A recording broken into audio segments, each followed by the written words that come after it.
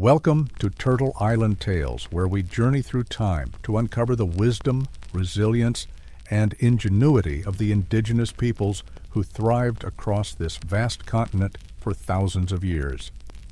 I'm your guide through these stories of survival culture and profound connection to the land.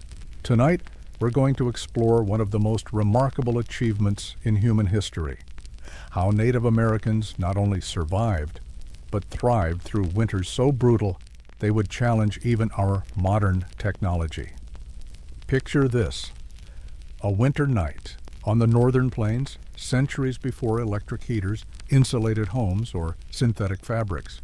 The temperature has plummeted to 40 degrees below zero. The wind screams across the prairie with nothing to slow it down, carrying ice crystals that can strip the skin from exposed flesh in minutes.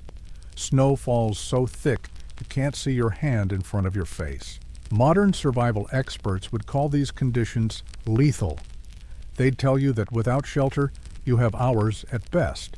With inadequate shelter, maybe you make it through one night, but certainly not an entire winter of such nights. Yet, in these exact conditions, entire families slept soundly. Children dreamed peaceful dreams. Elders rested comfortably. Infants nursed and grew strong. And in the morning, they woke refreshed, ready to face another day in a landscape that would kill the unprepared in hours. This wasn't luck. This wasn't just toughness or the ability to endure suffering. This was the result of thousands of years of accumulated knowledge, refined through countless generations, tested in the harshest laboratory on Earth: winter on the Great Plains, in the northern forests, across the Arctic tundra.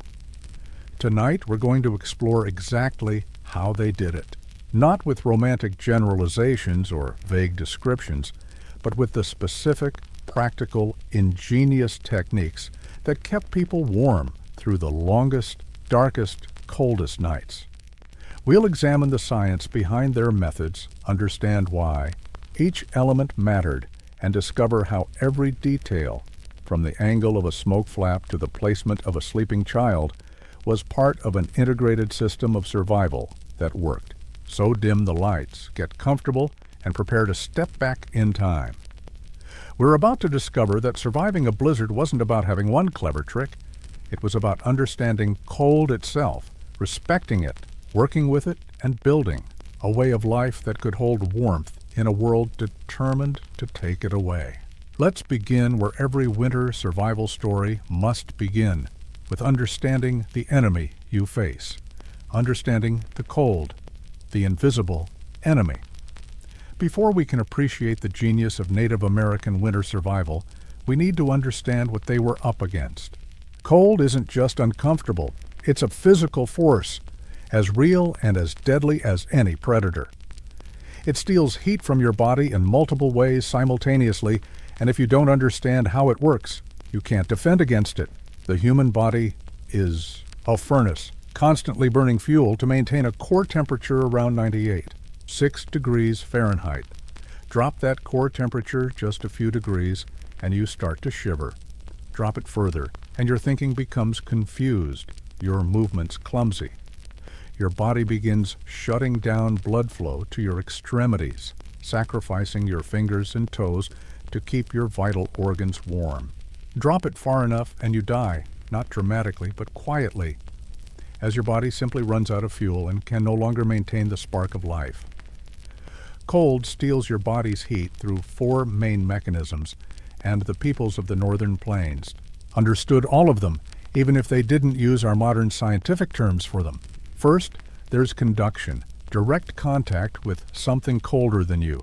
Lie down on frozen ground, and the earth drinks your warmth like a sponge absorbs water.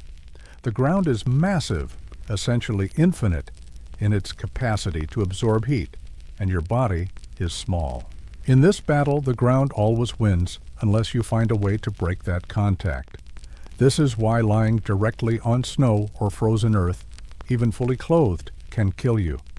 The cold doesn't need to feel cold, it just needs to be colder than you, and physics does the rest.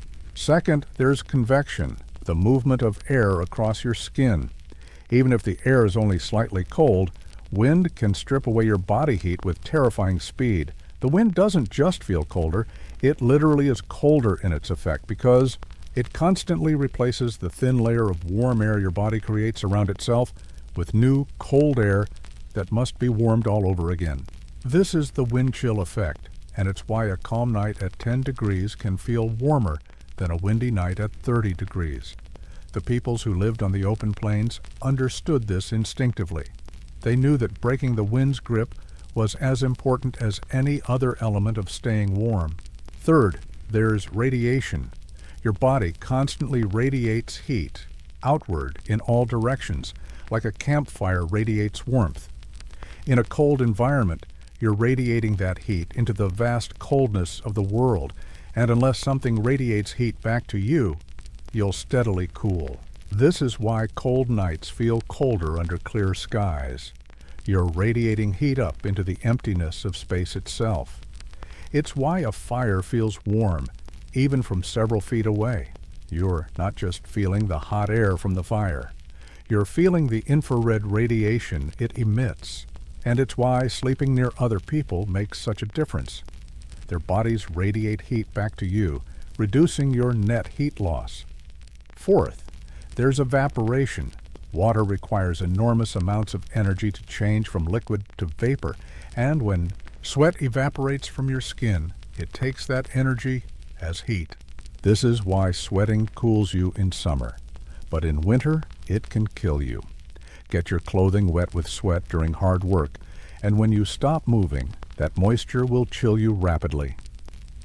The native peoples understood this danger intimately. They knew that staying dry was as important as staying warm, because wetness and cold together create a deadly combination that can overwhelm even the best insulation. Now imagine you're facing a winter night on the northern plains. The temperature is 20 below zero. The wind is gusting to 30 miles per hour, creating an effective temperature of 60 below. The ground beneath you is frozen solid, as hard and cold as stone. The air is so dry it hurts to breathe. The nearest tree is miles away. The sun set hours ago and won't rise for another 12 hours. You have no synthetic fabrics, no sleeping bags rated for extreme cold, no chemical hand warmers, no electric heaters, no modern insulation. What you do have is knowledge. Knowledge passed down through more generations than you can count. Knowledge earned through trial and error over thousands of years. Knowledge so deep and so refined that it's woven into every aspect of how you live, from where you chose to make camp months ago, to how you constructed your shelter, to how you layered your clothing, to where you position yourself in relation to the fire and your family, to how you breathe and move and rest through the long night ahead. This knowledge saved lives. It made the difference between a people who merely endured winter and a people who thrived through it, who could laugh and tell stories on nights when the wind howled like a living thing, who could sleep so soundly that they dreamed, who could wake in the morning not just alive, but rested, ready to face another day in a landscape that would kill the ignorant in hours. The cold was their constant companion for half of every year. They didn't fear it, they respected it, they understood it. And they had developed methods so effective for dealing with it that they could raise children, care for elders, maintain their culture, and live full lives in conditions that would terrify most modern people. So how did they do it? The answer isn't one thing, it's a system, an integrated approach where every element supports every other element. Like a well-made basket where removing any single strand weakens the whole, their survival methods were woven together into something stronger than any single technique could be alone. We're going to examine this system piece by piece, starting from the ground up, literally. Because before you can build a warm shelter, or wear effective clothing, or tend a proper fire, you have to understand where to place yourself in the landscape. The location you choose isn't just about convenience or aesthetics. It can mean the difference between a tolerable night and a deadly one. Let's begin with the land itself. and how reading it correctly was the first and perhaps most important survival skill of all. Reading the land, choosing where to face the storm. Long before the first snow fell, before the first frost touched the grass, experienced scouts were already thinking about winter. The summer camp, with its easy access to water and game, its pleasant breezes and open views, was fine for the warm months. But winter required different considerations. The people needed to move to winter camps, and choosing those locations was a decision that carried the weight of lives. The scouts who selected these sites weren't just looking for pretty views or easy hunting. They were reading the land with eyes trained by generations of accumulated wisdom. They understood that the landscape itself could be either an enemy or an ally, and knowing the difference was the first step in surviving the cold months ahead. The most important consideration was shelter from wind. On the open plains, wind was a constant presence, and in winter it became a howling force that could strip heat from your body faster than any fire could replace it. A campsite exposed to the full force of the wind was a death trap, no matter how well constructed the shelters might be. The scouts sought natural windbreaks, ridges that blocked the prevailing winds, dense groves of trees that broke up the airflow, river valleys where the banks rose high enough to create pockets of still air. But not just any valley would do. Cold air is heavier than warm air, and at night it flows downhill like invisible water, pooling in the lowest places. The very bottom of a valley could be a frost trap where temperatures dropped far lower than the surrounding area. The ideal location was on a gentle slope above the valley floor, high enough to avoid the coldest air pooling, but low enough to still benefit from the windbreak of the surrounding terrain. Water was the second critical consideration. In winter, most water sources froze solid, and melting snow for drinking water was both time-consuming and fuel-intensive. A camp needed to be near water that stayed liquid through the winter, a spring that bubbled up from deep underground where the earth's warmth kept it from freezing, or a fast-moving river where the current prevented ice from forming completely. These water sources were precious, and the best winter camping sites were known and remembered, passed down from generation to generation. But proximity to water had to be balanced against the danger of flooding. Spring could arrive suddenly, and the same river that provided drinking water in January could overflow its banks in March. The scouts chose sites that were close enough to access water easily, but high enough to avoid the reach of spring floods. They rid the land for signs of past high water, debris caught in tree branches, changes in vegetation patterns, the shape of the banks themselves. Firewood was another vital consideration. A winter camp could burn through enormous amounts of wood, and gathering it in deep snow was difficult, dangerous work. The ideal site was near standing, dead timber, trees killed by disease or age that had dried out thoroughly. This wood burned hot and clean with minimal smoke. Living trees, full of sap and moisture, were a last resort. They burned poorly, created choking smoke, and required far more effort to cut and process. The scouts looked for other signs as well. Game trails indicating where animals would be during winter. South-facing slopes where the winter sun would provide maximum warmth. Natural caves or overhangs that could provide additional shelter in the worst storms. Areas where snow tended to drift in predictable patterns, allowing for the creation of snow walls that could serve as additional windbreaks. They also read more subtle signs. The prevailing wind direction, which might change with the seasons. The patterns of cloud movement that indicated coming weather.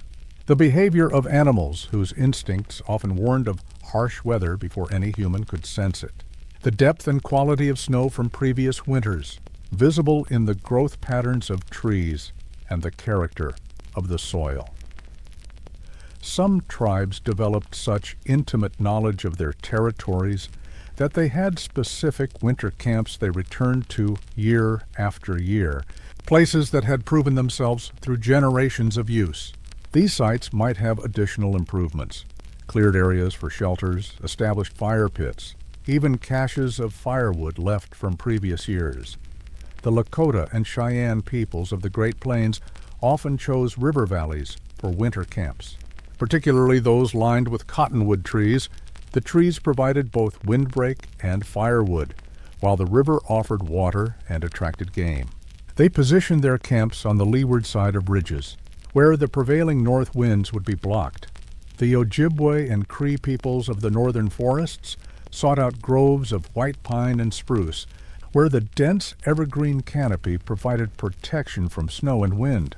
They looked for locations where the forest itself created natural shelter, where interlocking branches formed a roof that held in heat and blocked the worst of the weather. The Inuit peoples of the Arctic had perhaps the most challenging site selection task of all. In a landscape of snow and ice with few permanent landmarks, they had to read subtle features, the patterns of snowdrifts that indicated prevailing winds, the thickness of ice over water that might provide seals, the presence of gravel beaches that indicated good spots for temporary shelters. But site selection wasn't just about physical features. It was also about community. Winter camps needed to be positioned where multiple families could be close enough for mutual support, sharing resources, heat, and labor, yet far enough apart that they didn't compete for the same firewood and game. The spacing of shelters within a camp was carefully considered, creating a community that could weather storms together. Once a site was chosen, the work of preparation began. This wasn't simply a matter of arriving and setting up shelters. The ground itself had to be prepared, understood, adapted to human needs. In areas with deep snow, the first task was often creating a packed base. Fresh, loose snow is full of air spaces, which makes it an excellent insulator, but a terrible foundation. It's unstable, it melts unevenly, and it allows cold to penetrate upward. The solution was to trample it down, either by walking over it repeatedly or by using snowshoes to compress it into a dense, flat platform. This packed snow base had several advantages. It created a stable foundation for shelters, it prevented the penetration of ground cold, and it kept spring meltwater from flooding the camp. In some cases, the packed snow was augmented with cut blocks, creating a raised platform that lifted the shelter floor even further from the frozen ground. This was particularly important in the far north, where the ground remained frozen year-round and radiated cold even through layers of packed snow. The orientation of shelters was also carefully considered. Entrances typically faced east or south, catching the first warmth of the morning sun and avoiding the harshest winds that came from the north and west. The smoke holes at the tops of teepees were positioned to align with prevailing winds, creating a natural draw that pulled smoke up and out while drawing fresh air in from the bottom. Around the perimeter of the camp, snow walls might be constructed, not high walls that would block vision and create drifts, but low, strategic barriers that disrupted the wind's flow and created pockets of still air. These walls were built at angles calculated to deflect rather than block, understanding that trying to stop the wind entirely was futile, but redirecting it was possible. Within each family's camping area, the placement of different elements was also carefully planned. The main shelter was the heart, but around it might be arranged smaller structures. Storage areas for firewood kept dry under bark covers, areas for processing food protected from wind, even small windbreak walls that created workspace where tasks could be performed without full exposure to the elements. All of this preparatory work might take days or even weeks, but it was time well spent. A well-chosen, well-prepared campsite could mean the difference between a winter spent in relative comfort and a winter spent in constant, exhausting struggle against the cold. It could mean the difference between having enough fuel to keep fires burning through the worst storms and running short when it mattered most. It could mean the difference between waking rested and warm, ready to face the day, and waking cold and stiff, already depleted before the day's work had begun. The modern mind might wonder, couldn't they just build better shelters and not worry so much about location? But the indigenous peoples understood something that modern technology sometimes makes us forget. Working with nature is always more effective than working against it. A well-positioned shelter in a good location requires far less fuel, far less maintenance, and far less effort to keep warm than an equally well-made shelter in a poor location. This wasn't laziness or lack of ambition. It was efficiency born of deep understanding. Why burn twice as much firewood when choosing the right campsite could cut your fuel needs in half? Why struggle against the wind when positioning yourself correctly could put the wind at your back? Why work harder when you could work smarter? And so, before the first shelter pole was set, before the first hide was stretched, before the first fire was lit, the real work of winter survival was already well underway. The land had been read, the site had been chosen, the ground had been prepared, the relationship between people and place had been established, a relationship of understanding and respect that would sustain them through the long, cold months ahead. With the foundation of location secure, it was time to build the shelter itself. And here, the genius of indigenous engineering would truly shine. The living shelter, buffalo hide walls, and the breathing chimney. If you were to stumble upon a traditional winter teepee from a distance, you might think it looked simple, even primitive. A cone of hide draped over poles, a hole at the top from which smoke drifted. But to dismiss it as simple would be to miss one of the most sophisticated pieces of cold weather engineering ever developed. The winter teepee wasn't just a tent. It was a living, breathing system that managed heat, airflow, moisture, and smoke with a precision that would challenge modern HVAC engineers. The foundation of this system was the frame itself. Long, straight poles, typically lodgepole pine, each carefully selected for strength and straightness. These weren't random sticks gathered from the forest. They were precision tools, chosen or cut specifically for this purpose, often carried from camp to camp over great distances. A good set of teepee poles was valuable property, the product of significant time and effort. The number of poles varied with the size of the shelter, but a family-sized winter teepee might use 15 to 20 poles, each 12 to 20 feet long. These were arranged in a carefully calculated pattern, not random but engineered to create specific properties. The base formed a circle, but not a perfect circle. It was slightly oval, elongated in the direction of prevailing winds to create better stability and airflow. The poles were tied together at the top with leather thongs, creating a structure that was both rigid and flexible. Rigid enough to stand against heavy snow and strong winds, but flexible enough to sway rather than break when stressed. This flexibility was crucial. A structure that tried to resist the wind through pure strength would eventually fail. A structure that moved with the wind could endure storms that would destroy a more rigid building. Over this frame came the covering, and this was where the real genius began to show. In summer, lighter hides, or even canvas in later periods, might be used. But winter was the domain of the buffalo. Buffalo hide, with the fur still attached, was the ultimate winter covering. A single mature buffalo hide could weigh 30 to 40 pounds, and a winter teepee might require 12 to 15 such hides, sewn together with sinew into a single large covering. The preparation of these hides was itself a lengthy process, carried out in warmer months. The hides had to be scraped clean of flesh and fat, a task requiring hours of work with specialized bone tools. Then they had to be tanned, using a mixture of the buffalo's own brains and water, rubbed into the hide and worked until the leather became soft and supple. The smoking process came last, hanging the hides over a smoldering fire of specific woods that would give them their characteristic golden brown color and make them water resistant. The resulting material had properties that modern synthetic fabrics struggle to match. It was thick enough to block wind completely, yet it breathed, allowing moisture from inside to escape while preventing rain and snow from penetrating. The fur side could be turned inward in the coldest weather, creating an insulating layer of trapped air. The leather side, when treated properly, shed water and snow, preventing the hide from becoming soaked and heavy. But the hide covering alone, no matter how well made, couldn't create a warm, livable shelter. The magic came from how it was used, and specifically from the system of airflow that the teepee created. The hide covering didn't reach all the way to the ground.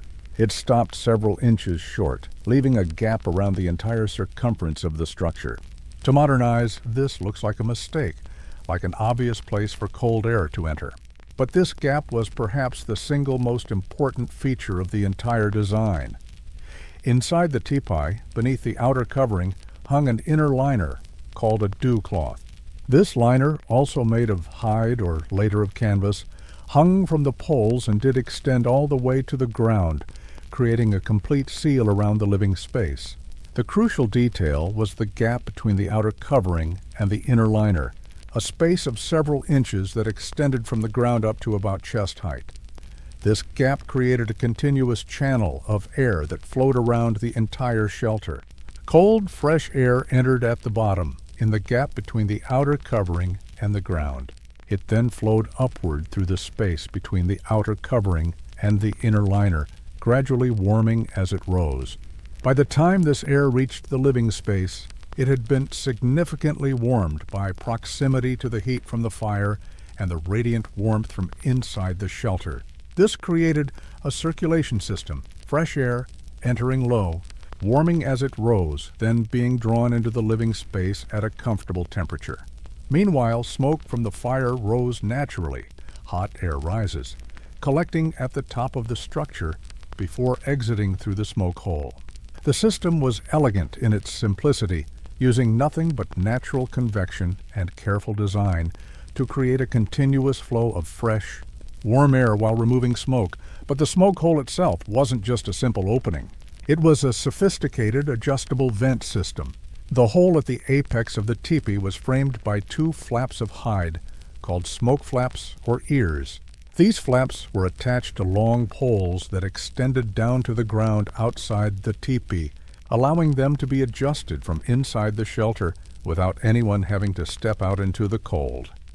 The position and angle of these smoke flaps controlled the entire system. When set correctly, they created a venturi effect, using the wind passing over the top of the teepee to create suction that drew smoke upward and out. At the same time, they prevented wind from forcing smoke back down into the living space, a potentially deadly problem in a closed shelter. Adjusting the smoke flaps was a skilled art, one learned through experience. The direction of the wind mattered. The strength of the wind mattered. Even the temperature and humidity affected how the flaps should be set. An experienced person could read the fire's behavior, watch how the smoke moved, feel the temperature inside the shelter, and know instantly whether the flaps needed adjustment. In calm weather, the flaps might be opened wide, allowing smoke to drift out in a lazy column. In high winds, they might be angled to create a lee side where smoke could exit without being blown back. In the worst storms, when snow was falling heavily, they might be nearly closed with just a small gap for smoke, accepting some smokiness inside in exchange for maximum heat retention. The fire itself, positioned at the exact center of the teepee, was the heart of the entire system. Its placement wasn't arbitrary. At the center, its heat radiated equally in all directions, warming all parts of the shelter. The smoke rose straight up toward the smoke hole, rather than being drawn toward one side or the other.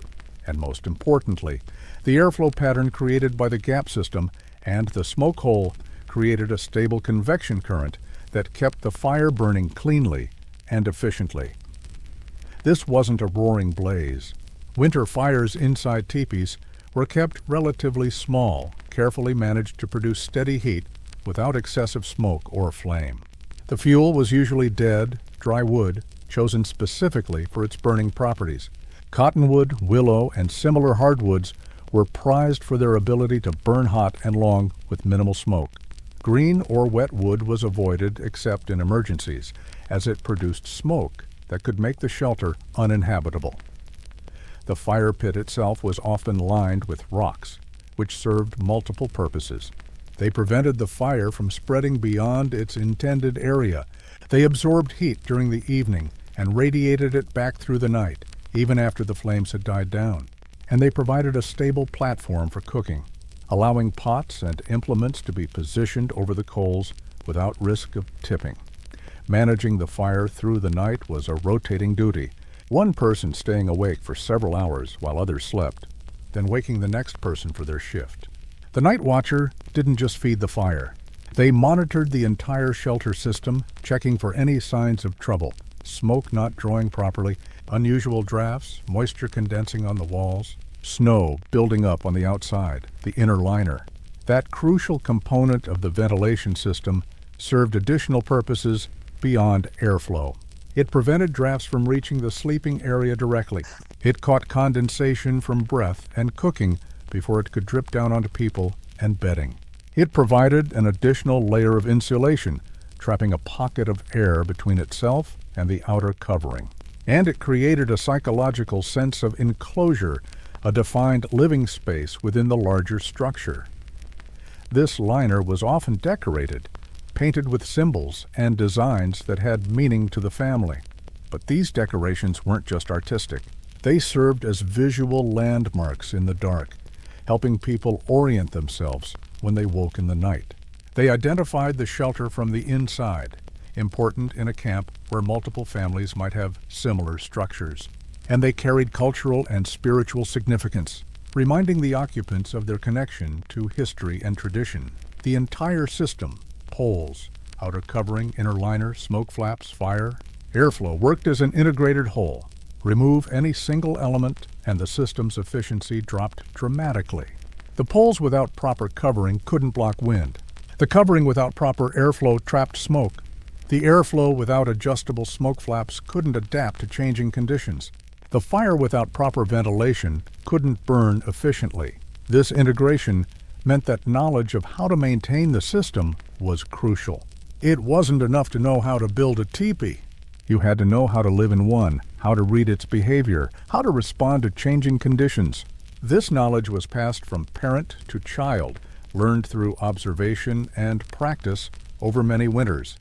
Modern attempts to recreate traditional teepees often fail to appreciate this complexity.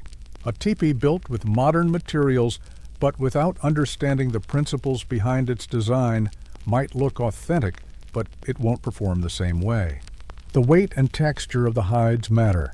The precise positioning of the poles matters. The size and shape of the smoke hole matter. These aren't arbitrary details. They're engineering specifications refined over thousands of years of trial and error. The result, when done correctly, was remarkable.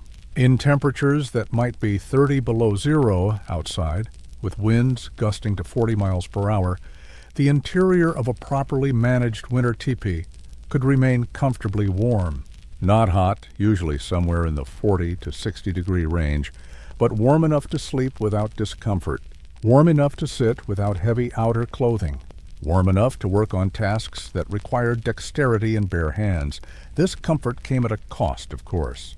It required constant attention, regular maintenance, and significant fuel. But it was sustainable. The fuel came from the surrounding forest, renewed each year. The materials were all natural, biodegradable, part of the ecosystem's cycles.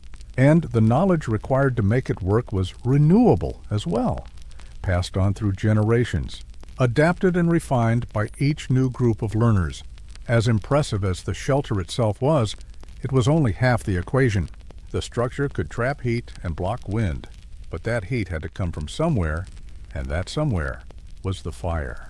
And more importantly, the heat had to be kept close to the people who needed it, which meant addressing the other great thief of warmth, the frozen ground beneath them, the foundation of warmth, sleeping above the frozen earth. A perfect shelter with a perfect fire still leaves you vulnerable to one of winter's most patient killers, the cold ground. The earth in winter isn't just cold. It's a massive heat sink, essentially infinite in its capacity to absorb warmth. Your body, even wrapped in the finest furs and lying in a warm shelter, is constantly losing heat to the ground beneath you through conduction. Unless you break that connection, the ground will eventually win, and you'll wake up cold, stiff, and possibly hypothermic. The indigenous peoples of the northern plains understood this intimately. They knew that sleeping directly on the ground, even inside a warm shelter, was a recipe for a miserable night at best, and death at worst. So they developed a layered system of ground insulation that transformed the cold earth into a comfortable bed, using only materials available from the natural world around them. The first layer, the foundation of everything else, was often the snow itself. This seems counterintuitive to modern people. Snow is cold. It's frozen water. Why would you want to sleep on it? But the peoples of the plains knew that snow, when properly prepared, was an excellent insulator. The key was in the preparation. Fresh, loose snow is indeed cold and will steal heat rapidly. But packed, compressed snow is different. The process of packing snow drives out much of the air between the crystals, creating a denser material that conducts heat more slowly. More importantly, packed snow creates a stable platform that won't shift or settle during the night, and it prevents meltwater from rising into the sleeping area when warmth from the fire or body heat causes melting at the ground interface. The packing process began well before the shelter was erected. Using feet, tools, or even dragging objects across the surface, the snow within the shelter's footprint was compressed until it was firm enough to walk on without sinking more than an inch or two. In some cases, this packed base was allowed to freeze overnight, creating an even harder, more stable surface. But packed snow alone wasn't enough. The next layer addressed both insulation and structure, woven mats of willow or other flexible branches. These mats were crafted in warmer months, made by interlacing long, thin branches into tight, flat panels. The weaving process created a material that was both strong and flexible, able to distribute weight evenly while providing a cushioning effect. Willow was the preferred material in many regions because it could be gathered from riverbanks. It remained flexible even when dried, and it resisted rot and mildew. The branches were woven while still green when they were most pliable, then allowed to dry in that woven configuration. A single mat might take days to complete, but once made, it could last for years, rolled up for transport and laid out again at each new camp. These mats served multiple crucial functions. They lifted the sleeping area slightly off the snow platform, creating a small air gap that dramatically reduced heat loss. They provided a flexible, cushioning layer that made sleeping more comfortable. They acted as a moisture barrier, preventing any melt from the snow below from reaching the upper layers. And they created a stable base for the insulation that would come next. The next layer was the primary insulation, dried grasses, reeds, or other plant materials. This was where the system's real insulating power came from, and it required careful preparation and significant quantity. Harvesting these materials began in late summer or early fall, when the grasses were at their maximum height, but had already begun to dry naturally. The best grasses were tall prairie species with hollow stems, which trapped air effectively. The harvested grasses were bound into bundles and stored in a dry location, protected from rain and snow. When winter camp was established, these bundles were brought out and spread across the willow mats in a layer that might be 6 inches to a foot deep. The grass wasn't just dumped randomly, it was arranged in overlapping layers, much like thatching a roof, so that the stems lay parallel and created a uniform insulating blanket. This grass layer worked on the same principle as modern insulation, trapping air in small pockets. The hollow stems and the spaces between them created millions of tiny air spaces, and air is an excellent insulator when it's not moving. The thickness of the layer meant that heat from above had to travel through an extended path of trapped air before reaching the snow below, a journey that resulted in minimal heat loss. But grass alone had a weakness.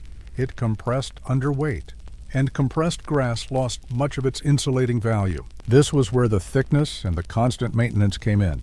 The layer was made thick enough that even with compression from sleeping bodies, there remained sufficient uncompressed material to maintain insulation. And each morning, the grass was lifted and fluffed, restoring the air spaces and preparing it for the next night. In regions where prairie grasses were less available, other materials served similar purposes. Cattail down, the fluffy seed material from cattail plants, was highly prized for its warmth-to-weight ratio. Dried leaves, particularly from deciduous trees, could be used, though they compressed more readily than grass.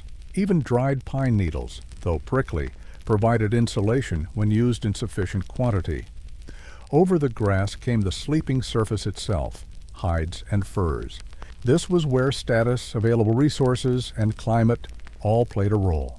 Buffalo hide, with the fur side up, was the premier choice. A mature buffalo's winter coat could be several inches thick, and this fur, combined with the thick leather beneath, created an excellent sleeping surface. The hides were arranged to overlap, preventing gaps where cold could creep through. The fur side always faced upward toward the sleepers, because fur's insulating value comes from the air trapped between the hair shafts. When you lay on fur, your weight compresses it. But a good buffalo hide is so thick that even compressed, it maintains significant loft. And the fur creates a soft, comfortable surface that feels warm to the touch, a psychological comfort that shouldn't be underestimated. Different hides serve different purposes within the system. Buffalo provided the heaviest, warmest option. Elk and deer hides, while thinner, were more flexible and easier to arrange in tight spaces. Bear hides were prized not just for warmth, but for their thickness and durability. Smaller furs, wolf, coyote, fox, rabbit, might be sewn together to create blankets or additional layers. The arrangement of hides within the sleeping area wasn't random. The warmest, thickest hides went to the most vulnerable, the young, the old, the ill. The placement also reflected practical considerations. Hides near the edge of the sleeping area, where it was cooler, might be doubled. The center, where the fire's warmth concentrated, might use lighter covering. This layered system, packed snow, willow mats, dried grass, and furs, created a sleeping surface that effectively broke the thermal connection to the frozen ground. But it was more than just insulation. It was also comfort, turning what might have been a hard, cold, miserable night into one where sleep came easily and deeply. The system required maintenance, though. Each morning, the sleeping area had to be attended to. The grass was lifted and shaken to restore its loft.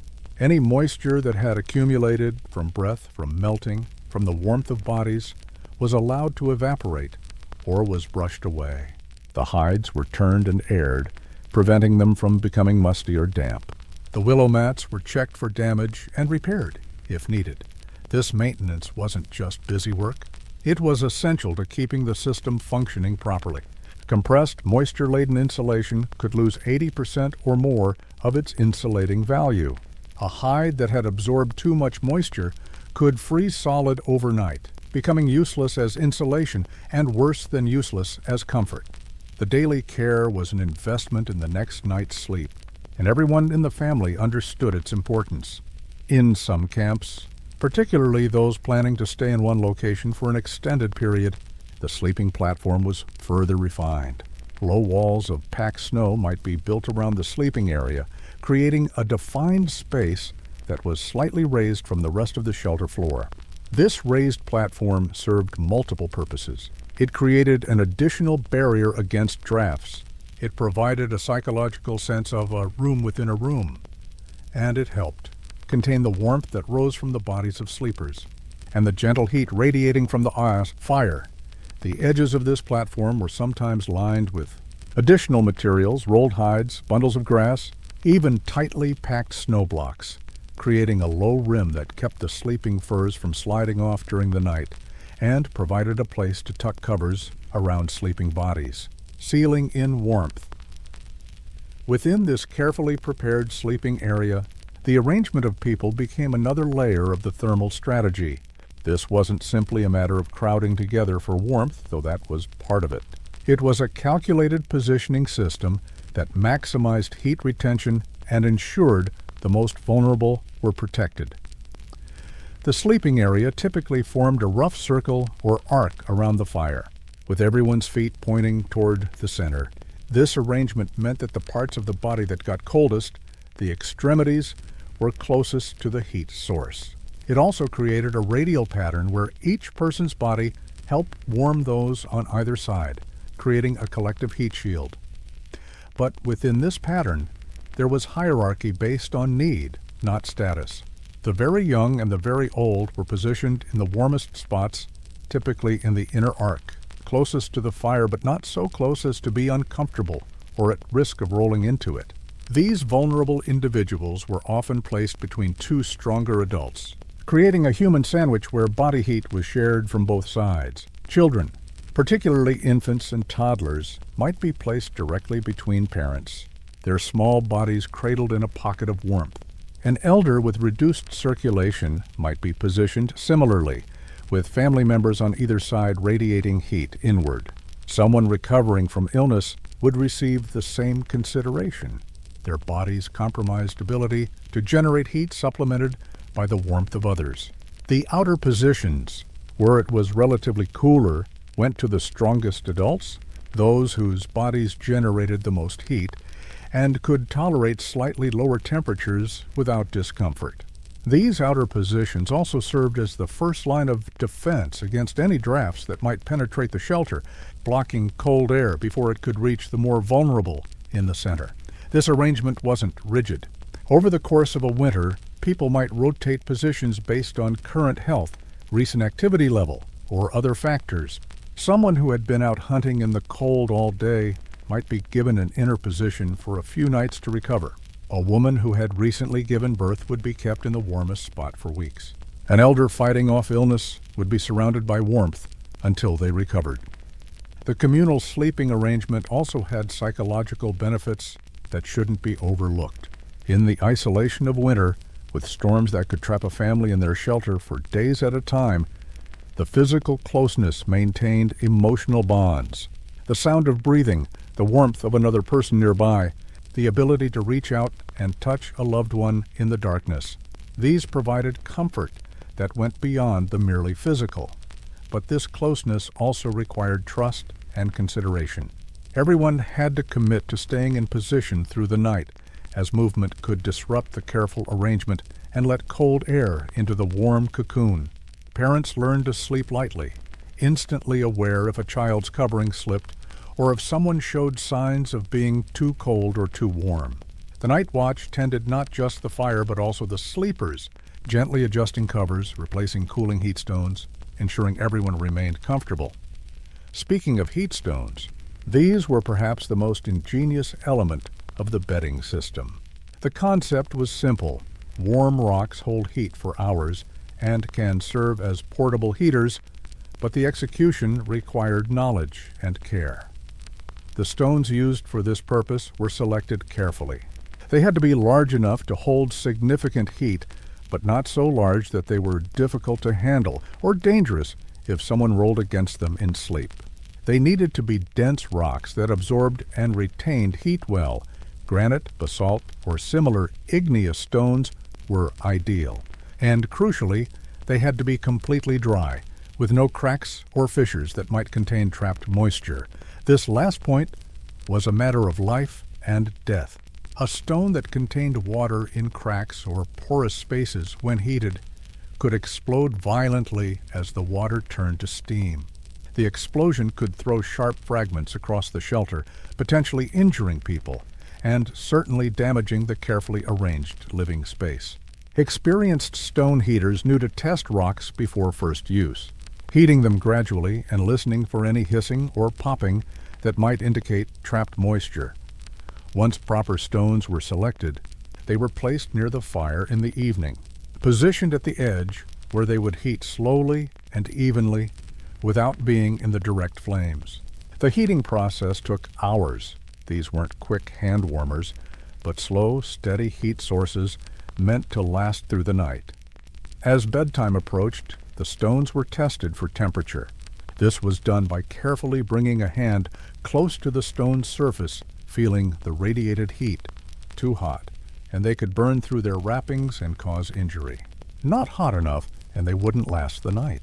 The ideal temperature was hot enough that you couldn't comfortably touch the stone for more than a second or two, but not so hot that it glowed.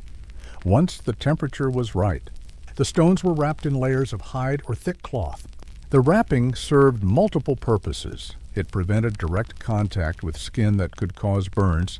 It slowed the rate of heat loss so the stone stayed warm longer. And it created a soft object that was comfortable to sleep against. The placement of these wrapped stones within the bedding was strategic. The most common placement was near the feet, warming the extremities where circulation was poorest and cold was most often felt. The stone might be positioned so that both feet from a pair of sleepers could rest against it, sharing its warmth efficiently. Other placements included against the lower back, warming the kidneys and core; near the stomach, providing both warmth and the comfort of radiant heat to the body's center; or between two sleepers, radiating warmth in both directions. For someone who was ill or particularly cold, multiple stones might be used, creating a network of heat sources around their body. As the night progressed, these stones slowly cooled. The rate of cooling depended on their size, the density of the stone, how well they were wrapped, and the ambient temperature. A well-chosen stone, properly heated and wrapped, might remain noticeably warm for 6 to 8 hours, spanning most of the night. Some families had a rotation system where the night watch would prepare fresh stones halfway through the night, replacing cooling ones with newly heated ones from the fire's edge. The morning after a cold night revealed how well the system had worked. If done correctly, people woke warm, rested, perhaps needing a moment to emerge from their cocoon of furs, but fundamentally comfortable. The grass beneath the hides would be compressed but still largely dry, the moisture from breathing having escaped through the permeable hides rather than condensing below. The stones, now cool, could be returned to the fire's edge to begin warming for the next night. But the system wasn't foolproof. Mistakes could be costly. Insufficient grass insulation, poorly prepared hides, stones that weren't warm enough or were positioned incorrectly, any of these could result in a cold, miserable night. And repeated cold nights could weaken people, making them vulnerable to illness, reducing their ability to work and hunt, creating a downward spiral that could threaten survival. This is why the knowledge of how to properly prepare the sleeping area was so carefully taught and passed down. It wasn't casual information. It was survival knowledge as important as knowing how to hunt or preserve food. Young people learned by helping, by watching their elders prepare the bedding, by gradually taking on more responsibility until they could set up a proper sleeping area themselves. The bedding system also had to adapt to different conditions. In early winter, when temperatures were merely cold rather than brutally so, lighter insulation might suffice. As the season deepened and the worst cold arrived, more layers were added. If supplies ran short, if grass became sparse or hides were damaged, families had to make do with less, redistributing what they had to ensure the most vulnerable were still protected, even if that meant the strong endured a bit more discomfort. The system also varied by region and tribe, adapted to local materials and conditions. On the open plains where buffalo were plentiful, thick buffalo robes dominated. In the northern forests, where caribou and deer were more common, those hides served instead. In the Arctic, seal and caribou skins, with their unique insulating properties, were the materials of choice. But the principles remained the same. Break the connection to the cold ground, trap air in layers, position people strategically, supplement with external heat sources when needed. Modern backpackers and wilderness survival experts have rediscovered many of these principles. Sleeping pads work on the same concept as the willow mats and grass layers, creating an insulating barrier between sleeper and ground. Sleeping bags trap air, much like layers of fur did. Modern sleeping systems often position the most vulnerable, children in the center of group sleeping, arrangements in cold weather. But modern gear also has limitations that the traditional systems didn't. Synthetic materials can fail suddenly when torn or wet. They require manufacturing and supply chains that may not be available in crisis.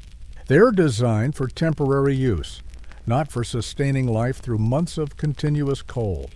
The traditional methods, while labor-intensive, were sustainable, repairable with available materials, and proven through thousands of years of use. The foundation of warmth, the sleeping area, wasn't glamorous. It didn't involve dramatic survival techniques or heroic endurance. It was simply careful preparation, maintenance, and arrangement, repeated night after night through the long winter. But this unglamorous work was what allowed everything else to be possible. Well-rested people could hunt effectively, maintain the camp, care for each other, and preserve their culture. Poorly rested people, constantly fighting cold through the night, would gradually lose the energy for anything beyond basic survival. And so each evening, as the sun set and the temperature plummeted, families went through their ritual of preparing for the night. The grass was fluffed and checked. The hides were arranged and smoothed. The stones were heated and wrapped. The sleeping positions were established, and when everyone finally lay down, tucked into their furs with the fire glowing softly nearby, they could close their eyes knowing that the ground beneath them had been transformed from enemy to ally, from cold thief to stable foundation. From this foundation, we can now look upward to the next layer of survival, the clothing that wrapped each person, turning their own body heat into a portable shelter that moved with them wherever they went. The second shelter, layered clothing and body heat mastery. The shelter could only protect you when you were inside it, but winter life required going outside, to gather wood, to hunt, to check on the animals, to answer calls of nature, to scout for weather changes. For these times, and indeed for sleeping as well, clothing became a second shelter, one you wore rather than entered. And like the teepee itself, this clothing wasn't just piled on randomly. It was a carefully engineered system designed to trap and manage heat with remarkable efficiency. The key to understanding traditional cold weather clothing is understanding the principle of layering. Modern outdoor enthusiasts talk about base layers, insulation layers, and outer shells. But indigenous peoples were practicing the same concept centuries before modern fabric technology existed. The difference was that their materials were all natural: hides, furs, plant fibers, and their knowledge of how to use these materials was profound. The system began with the base layer, worn directly against the skin. This layer had to be soft and supple because any roughness would chafe and irritate during movement. But more importantly, it had to manage moisture. The human body constantly produces moisture, even in cold weather, through perspiration and respiration. If this moisture accumulated against the skin, it would eventually chill the body dangerously when activity slowed. The finest base layers were made from softened deer or antelope hide, tanned until they were almost cloth-like in texture. The tanning process was lengthy and labor-intensive, but it transformed stiff, hard leather into material that was comfortable against bare skin. This hide breathed, allowing some moisture to escape while still providing a barrier against wind. In some regions, thin furs like rabbit or squirrel were used, worn with the fur side against the skin for maximum softness and warmth. The base layer typically consisted of a long shirt that extended past the waist and leggings that covered from ankle to thigh or higher. These weren't tight-fitting like modern base layers, but somewhat loose, allowing airspace and movement. The looseness was intentional. Trapped air is an excellent insulator, and clothing that allows some airspace while blocking wind movement takes advantage of this. Over the base layer came the insulation layer, and this was where the real warmth was generated. This layer's sole purpose was to trap air that had been warmed by body heat, creating a stable envelope of warmth around the body. The materials used here were chosen specifically for their lofting ability, their capacity to trap air in small spaces. Buffalo hide with the fur left on was the premier insulation material on the Great Plains. A buffalo's winter coat could be several inches thick, each hair hollow and filled with air. When multiple hairs lay together, they created a maze of tiny air spaces that heat could barely penetrate. A shirt or robe made from buffalo hide, worn with the fur side inward toward the body, provided insulation that could keep a person comfortable even in temperatures far below zero. The thickness of the fur varied across different parts of the buffalo's body, and knowledgeable craftspeople took advantage of this. The thickest fur from the animal's shoulders and back might be used for the core of a robe or the body of a shirt. Thinner fur from the legs could be used for sleeves or areas that needed more flexibility. The very thinnest hide from the belly might be set aside for summer clothing or for the insides of moccasins. Elk and deer also provided excellent insulation layers, though their fur was less thick than buffalo. What they lacked in pure insulating power, they made up for in flexibility and lighter weight, making them preferred for people who needed to move quickly and silently. Hunters, scouts. The choice of which animal's hide to use often came down to what was available, what work was planned, and personal preference based on years of experience. Some groups created insulation layers by sewing multiple smaller furs together. A garment might be made from dozens of rabbit pelts, each contributing its layer of fur to the overall insulating power. While more fragile than a single large hide, these patchwork garments could be remarkably warm for their weight, and rabbits were more easily obtained than large game in some seasons and regions. The insulation layer typically consisted of a shirt or robe and heavy leggings, all designed to overlap rather than meet edge to edge. The shirt would extend well past the waist. The leggings would reach high on the thigh. A belt or sash would secure everything in place while allowing adjustment. This overlapping meant there were no gaps where cold could penetrate to the base. Layer every inch of the body's core, and major blood vessels were protected by double layers. Over the insulation came the outer shell, the wind-breaking, weather-shedding final layer. This layer's job was to protect everything underneath from wind, which could strip away warm air despite the best insulation, and from precipitation, which could soak through and destroy the insulating properties of the furs beneath. In dry, cold conditions, the outer shell might be another hide worn with the fur side outward. The smooth leather interior would slide easily over the fur layer beneath, while the outer fur would shed snow and ice crystals before they could melt.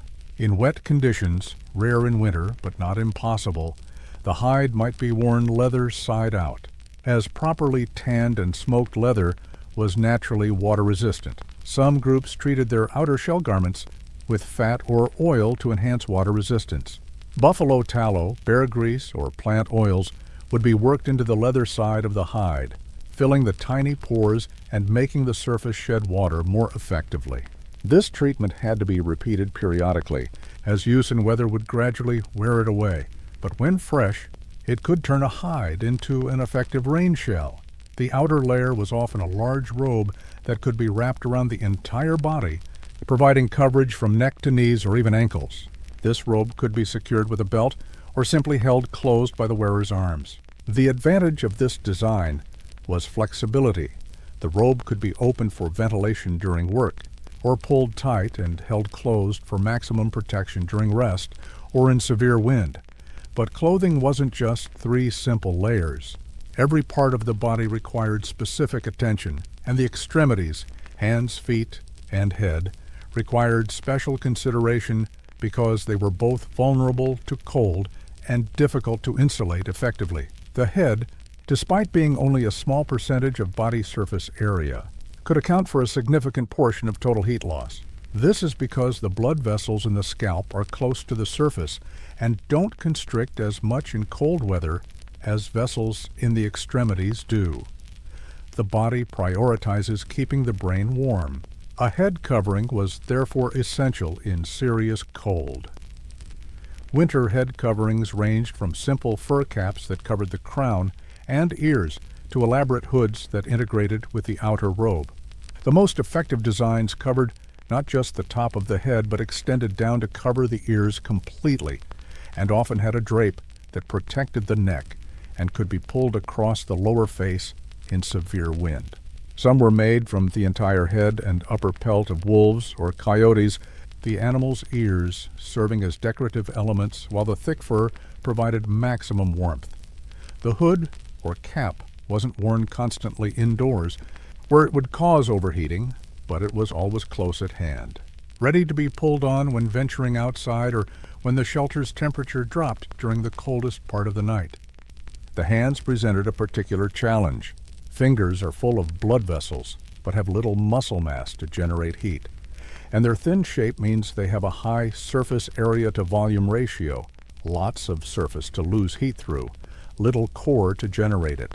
Worse, fingers need to remain functional for countless tasks, handling tools, managing weapons, adjusting clothing, tending fire. Mittens that completely enclose the hands were warmest, but severely limited functionality. The solution was a system of layering for the hands as well.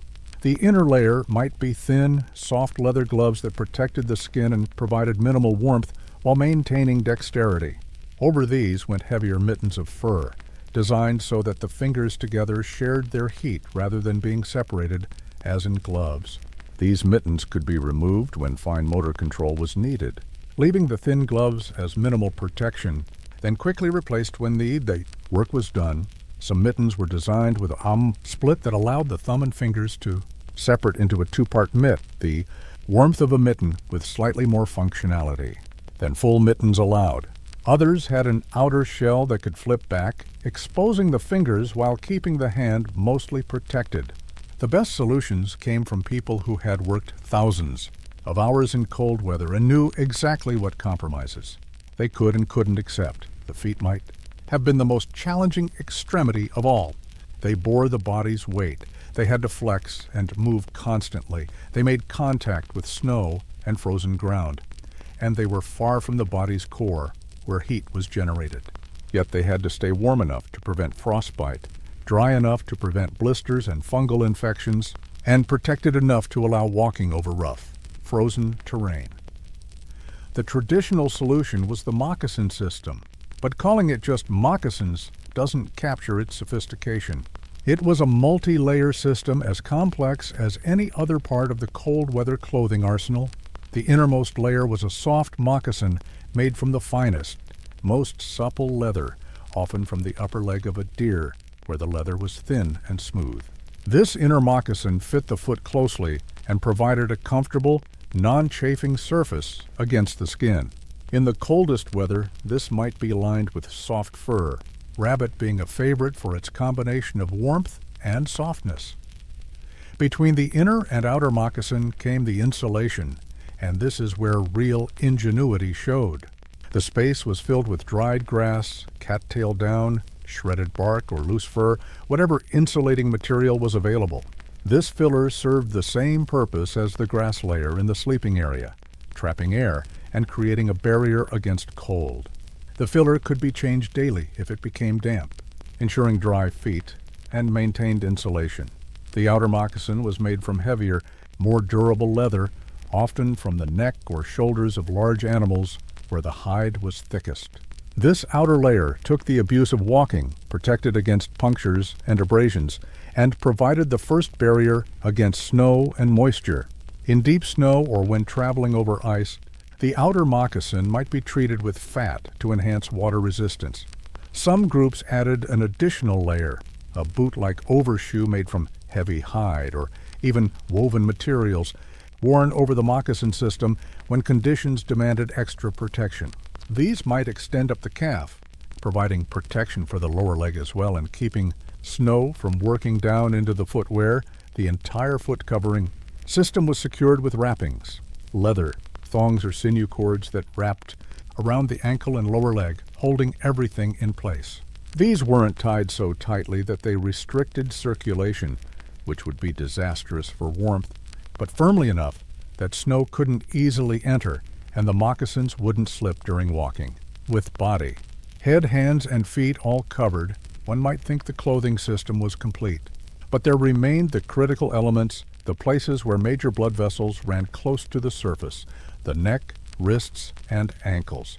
Protecting these pulse points was as important as any other aspect of cold weather clothing. At the neck, where the carotid arteries carry warm blood from the core to the brain, cold could steal heat with devastating efficiency. A simple scarf or neck wrap of fur could prevent this, worn high on the neck and tucked into the clothing layers to prevent gaps. Some designs integrated the neck wrap into the hood or the collar of the outer robe, ensuring it couldn't shift or come loose. At the wrists, similar wraps served the same purpose.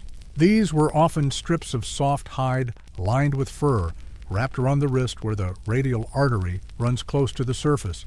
Secured in place, these wraps kept warm blood warm as it traveled to the hands, and returning blood from cooling too much before it reached the core. The ankles received similar treatment, with wraps that sealed the gap between leggings and moccasins while protecting the blood vessels that ran there. These ankle wraps also served the practical purpose of keeping snow from working up into the legs of the clothing, a constant annoyance and potential danger in deep snow. But for all this careful layering and protection, the system had one absolute requirement: it had to stay dry. Wet clothing in cold weather is worse than no clothing at all. Water conducts heat away from the body far faster than air does, and wet insulation loses most of its insulating value. A person could be wearing the finest furs and warmest hides, but if those materials became soaked with water, or even with their own sweat, they would quickly become dangerously cold. Managing moisture was therefore a critical skill. It began with understanding that the greatest source of moisture wasn't external, it was the wearer's own body. Sweating in winter could be lethal. The moisture would soak into clothing layers, and when activity slowed, that dampness would chill the body with frightening speed. The solution was to constantly adjust clothing to activity level. Before beginning hard work, chopping wood, hauling loads, tracking game, outer layers might be opened or removed entirely, accepting some cold in exchange for preventing sweat. During the work, clothing might be loosened further, allowing airflow to carry moisture away. When the work was finished and activity slowed, layers were quickly replaced before the chill could set in. But not before any accumulated moisture was shaken out or brushed away. This dance of adding and removing layers, opening and closing garments, required constant attention and judgment. Too bundled during activity and you'd sweat dangerously. Too exposed and you'd lose precious heat and tire more quickly. The right balance came from experience, from years of learning to feel how your body was responding and adjusting before problems developed. At night, clothing adjustments continued. While sleeping, people often loosened their clothing slightly, allowing some heat to escape so they wouldn't overheat under the insulating layers of furs and hides. Overheating would cause sweating, and sweat-damp clothing would chill them when the fire burned low in the early morning hours. The goal was to stay warm enough to sleep comfortably, but not so warm that moisture accumulated. Some nights were so cold that clothing stayed on completely, every layer maintained through the night. Other nights, milder, or when the shelter was particularly warm, some outer layers might be removed before sleeping. This decision was made based on current temperature, weather forecast, read from clouds, wind patterns, and animal behavior, and the individual's own cold tolerance. The morning routine included inspecting all clothing for moisture, damage, or other issues. Hides that had picked up moisture from breath condensation or body heat were hung near the fire to dry, but not so close that they'd be damaged by heat. Furs were brushed out to restore loft. Insulating fillers in moccasins were changed if they'd absorbed any dampness. Wraps and ties were checked for wear and repaired if needed. This daily maintenance wasn't optional. It was as important as feeding the fire or preparing food. Clothing that wasn't properly maintained would gradually lose effectiveness, and by the time you realized there was a problem, you might already be in danger.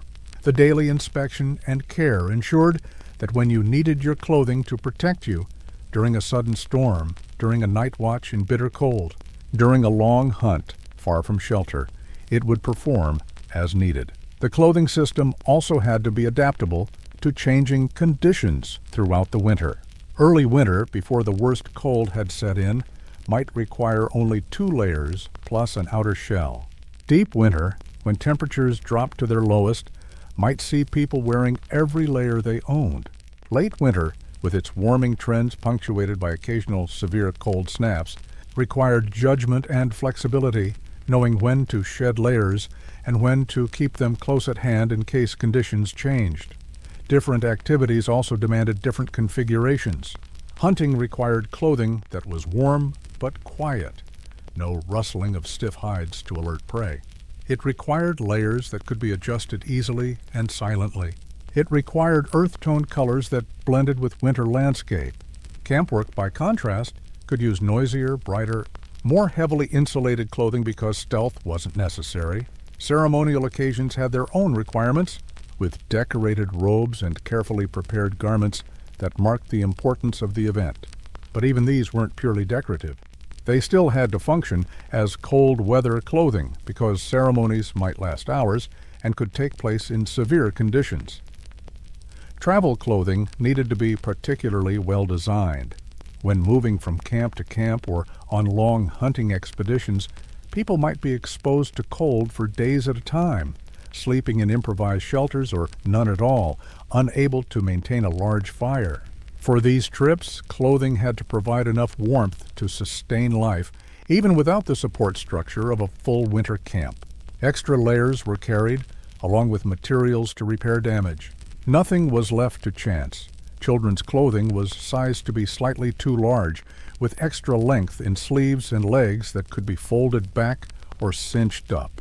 As the child grew, the clothing grew with them, unfolding to provide continued protection. This wasn't just economy, it was recognition that making clothing was labor-intensive, and getting multiple seasons of use from a single garment was practical necessity. Elders often wore lighter layers than younger adults. Their reduced activity level meant they generated less body heat from work, but also meant they were less likely to sweat.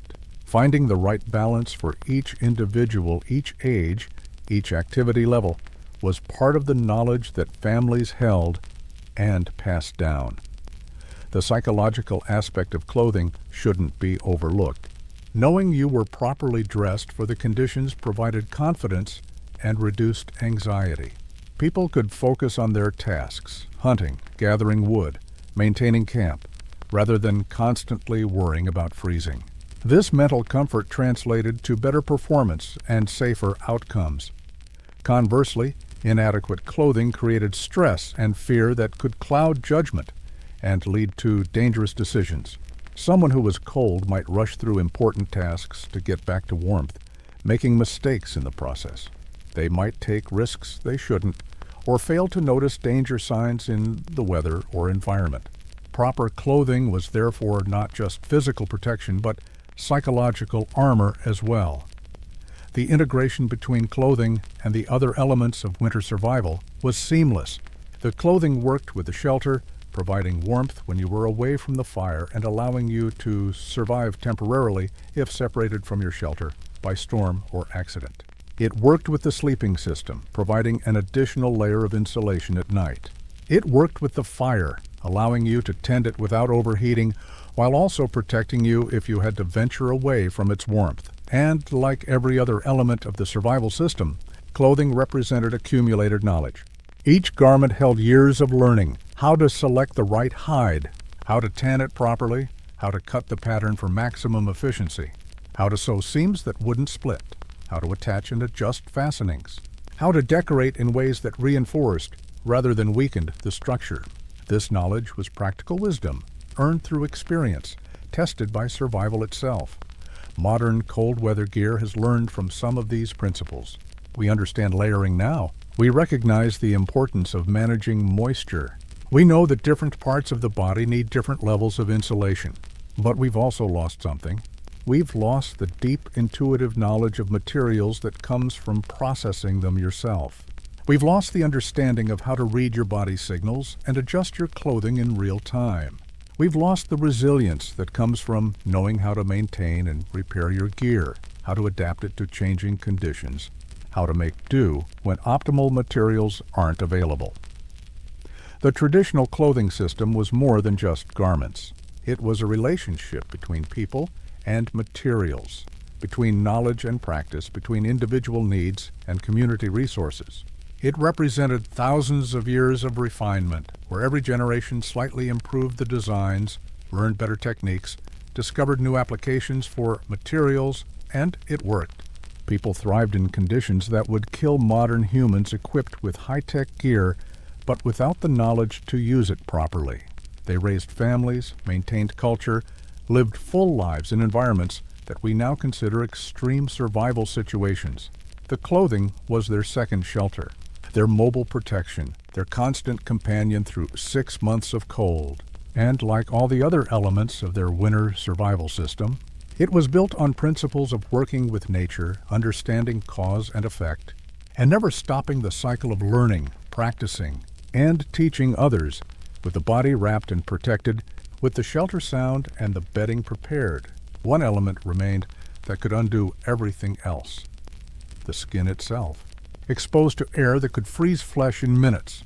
Protecting the skin required its own set of techniques, ones that worked at the molecular level to create barriers against cold and wind. Natural armor, fats, oils, and the science of skin protection. Even the most comprehensive clothing system left some skin exposed: the face, perhaps the hands during delicate work, maybe the ears when a hood shifted. These exposed areas were vulnerable not just to cold, but to wind, which could strip moisture from skin in minutes, leaving it cracked, painful, and susceptible to frostbite. The indigenous peoples had solutions for this as well: natural barriers that turned the skin itself into a protective surface. The primary material in this defense was animal fat, and not just any fat, but specific types chosen for their properties.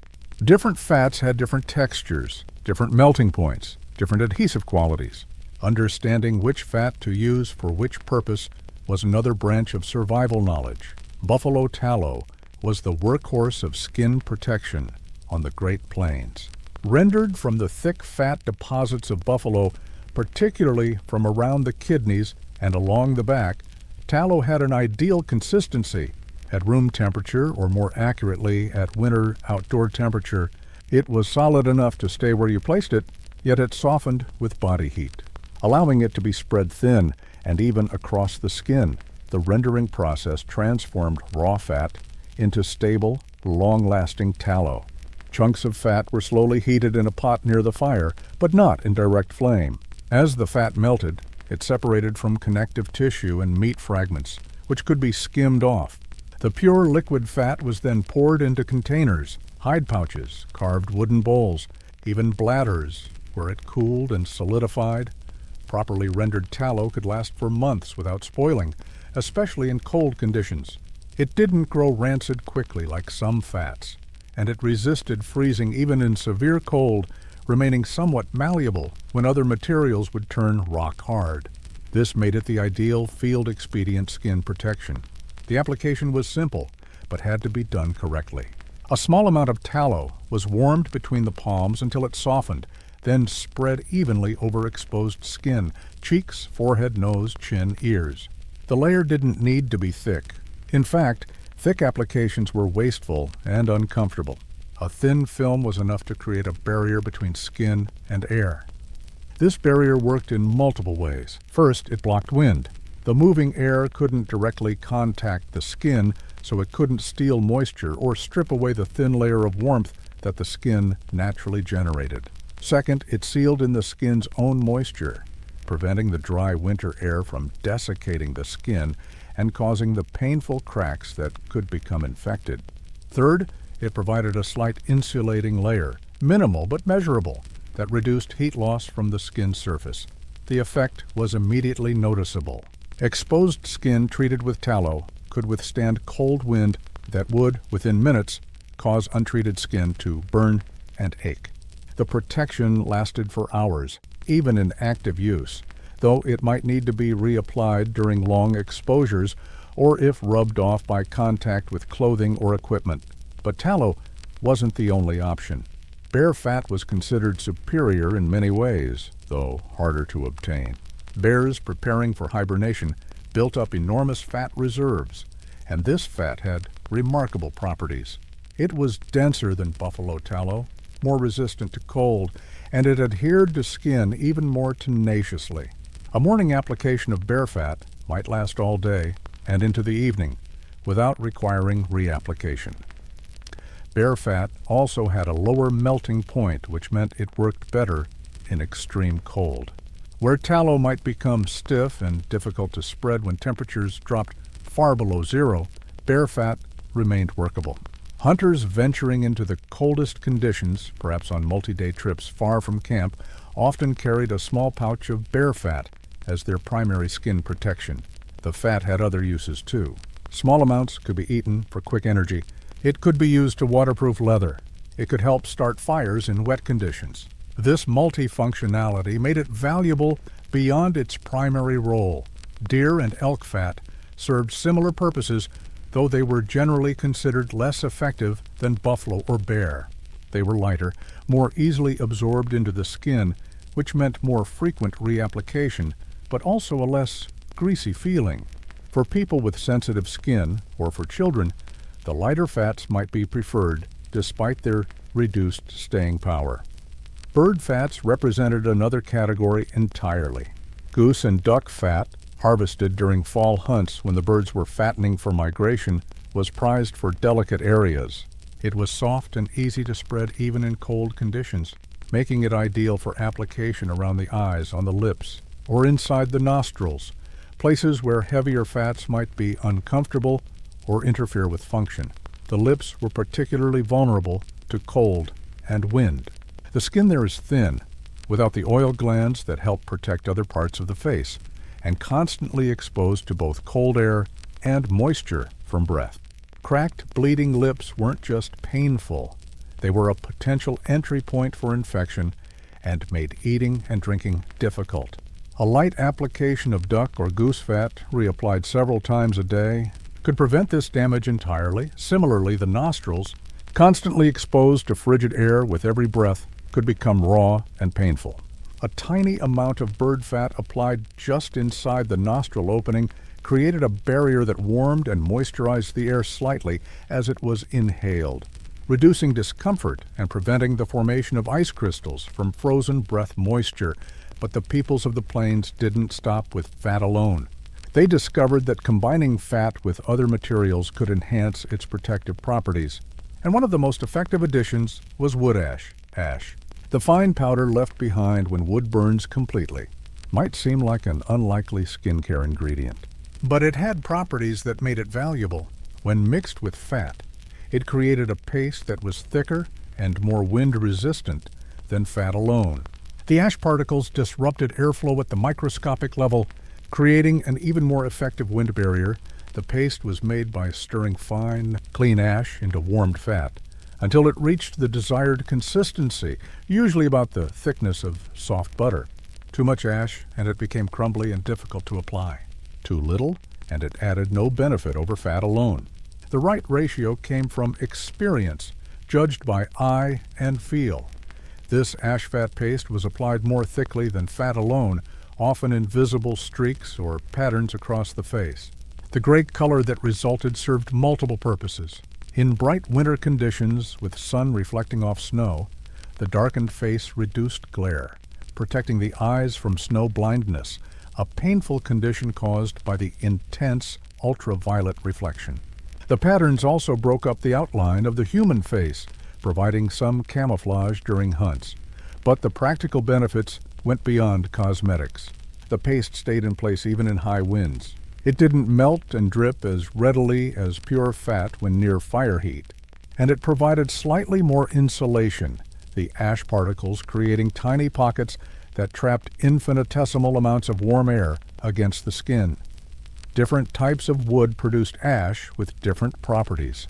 Hardwood ash from oak, hickory, or ash trees, when available, was finest and most desirable. It mixed smoothly with fat and produced a paste that was neither gritty nor lumpy. Softwood ash from pine or other conifers was coarser and less satisfactory, but usable in a pinch. The ash was collected carefully. The finest ash came from well-burned hardwood, when the fire had consumed the wood completely and left only the lightest, whitest powder.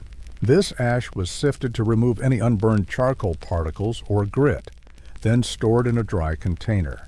Keeping it dry was crucial. Damp ash became clumpy and difficult to mix properly. Application of the ash paste was often a communal activity, particularly before hunting parties departed, or when the family was preparing for a day of outdoor work. Members would help each other apply the paste evenly, making sure no exposed skin was left unprotected. For children especially, this wasn't just practical care, but a teaching moment, showing them the proper techniques they would need to know as adults. The patterns of application sometimes had cultural significance. While the primary purpose was protection, the way the paste was applied, in straight lines, curved patterns, or specific arrangements could indicate family affiliation, personal identity, or even spiritual preparation for the day's work. This intersection of practical necessity and cultural expression was common in indigenous life, where the line between utility and meaning was often blurred.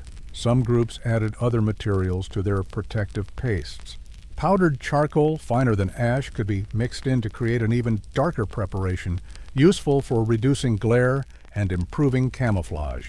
Certain clays, when available, were added for their astringent properties, helping to tighten pores and provide an additional moisture barrier. Ground ochre or other mineral pigments sometimes found their way into the mixture, adding color while maintaining protection. These additions weren't random experimentation. They were the result of generations of observation and refinement. Someone noticed that ash fat paste worked better than fat alone. Someone else discovered that certain woods produced better ash.